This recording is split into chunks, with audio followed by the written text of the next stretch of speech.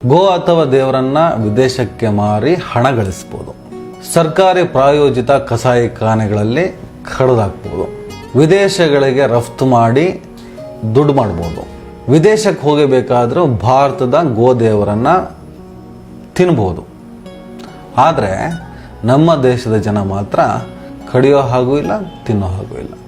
ಇನ್ನು ಮುಂದೆ ಜಾನುವಾರು ಸಂರಕ್ಷಣೆಗೆಂದು ವಾಹನವನ್ನು ತಡೆಯುವವರ ಮೇಲೆ ಕ್ರಮ ತೆಗೆದುಕೊಳ್ಳುವಂತಿಲ್ಲ. ಅಂದರೆ ಜಾನುವಾರು ಸಾಗಾಟ ಮಾಡಬೇಕಾದ್ರೆ ನೀವು ತಡೆದಿರೋದನ್ನು ನೋಡಿದ್ದೀರಾ, ಹೊಡೆದಿರೋದನ್ನು ನೋಡಿದ್ದೀರಾ, ಕೊಂದಿರೋದನ್ನು ನೋಡಿದ್ದೀರಾ.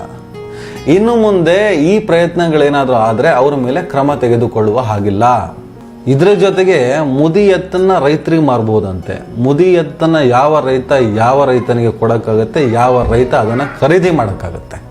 ಸಬ್ಕಾ ಸಾಥ್ ಸಬ್ಕಾ ವಿಕಾಸ್ ಅನ್ನುವ ಸರ್ಕಾರ ತನ್ನ ಧಾರ್ಮಿಕ ಅಜೆಂಡಾಗಳನ್ನು ಹಂತ ಹಂತವಾಗಿ ಈಡೇರಿಸ್ತಾ ಇದೆ. ಬಿಕಾಸ್ ಆಫ್ ವೋಟ್ ಬ್ಯಾಂಕ್ ಅಷ್ಟೇ.